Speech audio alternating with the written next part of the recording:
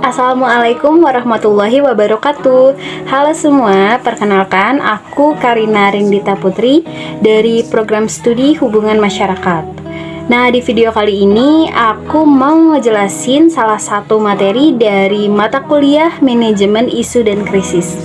Nah, materi kali ini yang mau aku jelasin adalah krisis.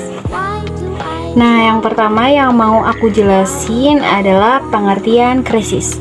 Apa sih krisis itu? Krisis merupakan suatu kejadian besar dan tidak terduga yang dimana akan berdampak negatif bagi suatu organisasi, produk, jasa, karyawan, dan lain-lain. Nah, munculnya krisis ini pertama kali dari adanya isu ya. Sebelum krisis itu isu dulu. Jadi kalau misalkan isu ini nggak ditangani dengan baik oleh suatu perusahaan atau organisasi, akan terjadi krisis bagi perusahaan.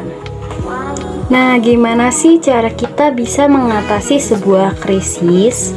Salah satu upaya untuk kita bisa mengatasi sebuah krisis adalah dengan mengenali jenis-jenis krisis. Di video kali ini aku bakalan jelasin beberapa jenis-jenis krisis.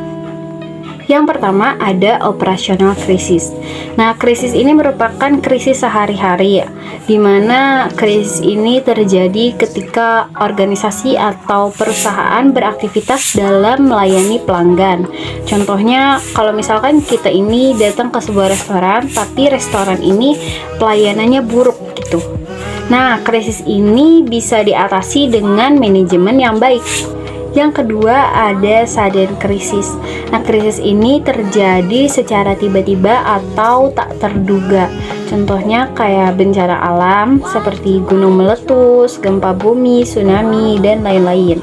Krisis ini juga bisa diatasi dengan kita membuat prosedur operasi standar yaitu SOP gitu saat terjadinya krisis.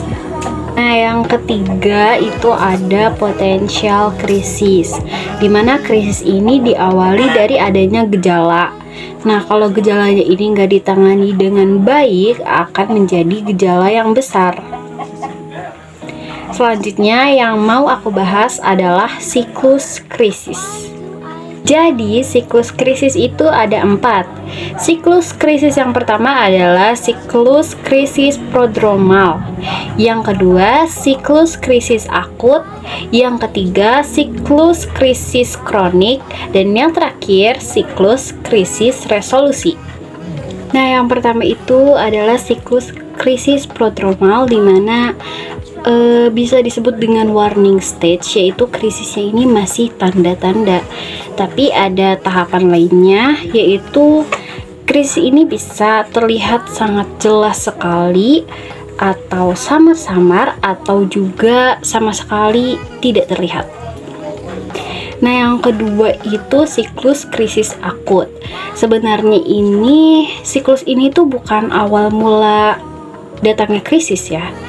Tapi orang-orang ini menganggap kalau siklus krisis akut ini itu merupakan awal mula terjadinya krisis karena krisis ini mulai terlihat.